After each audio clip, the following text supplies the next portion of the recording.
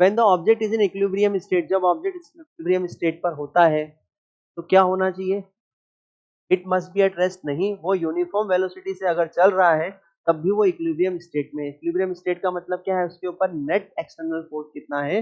Zero. तो net external force अगर zero है तो वो यूनिफॉर्म वेलोसिटी से अगर जा रहा है तो यूनिफॉर्म वेलोसिटी से ही चलता रहेगा। मतलब पार्टिकल अगर मोशन में है और वो यूनिफॉर्म मोशन में है तब भी वो इक्विलिब्रियम स्टेट में होगा। तो ए ऑप्शन गलत हो गया। जरूरी नहीं है कि वो रेस्ट पर है, जरूरी नहीं है कि वो रेस्ट पर है तभी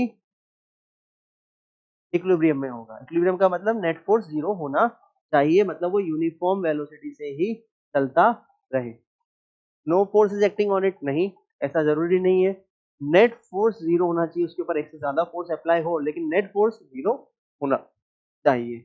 it's net acceleration must be zero, yes, उसका नेट एक्सेलरेशन कितना होना चाहिए? जीरो, क्योंकि नेट फोर्स कितना होगा? जीरो, तभी वो क्या होगा? इक्विलिब्रियम स्टेट में होगा। तो यहाँ पर ए ऑप्शन को समझाना बहुत जरूरी है। ए ऑप्शन क्या बोल रहा है? It must be at rest wait in it is in equilibrium state. Equilibrium state का मतलब होता है नेट फोर्स जीरो है, मतलब वो एक्सेलरेटेड मोशन में नहीं है, मतलब यूनिफॉर्म मोशन में चला जा रहा है, स्ट्रेट लाइन में यूनिफॉर्म वेलोसिटी से चला जा रहा है, तब भी वो क्या होगा? इक्विलिब्रियम स्टेट में होगा। ठीक है, तो it must be at rest क्या हो जाएगा? गलत। तो ऑप्शन सी यहाँ पर सही आंसर आएगा। ठीक है, तो तब तक के लिए इतना ही, फिर नेक्स्ट डीपीपी में आपसे मुलाकात होगी। तब तक के लिए थैंक यू।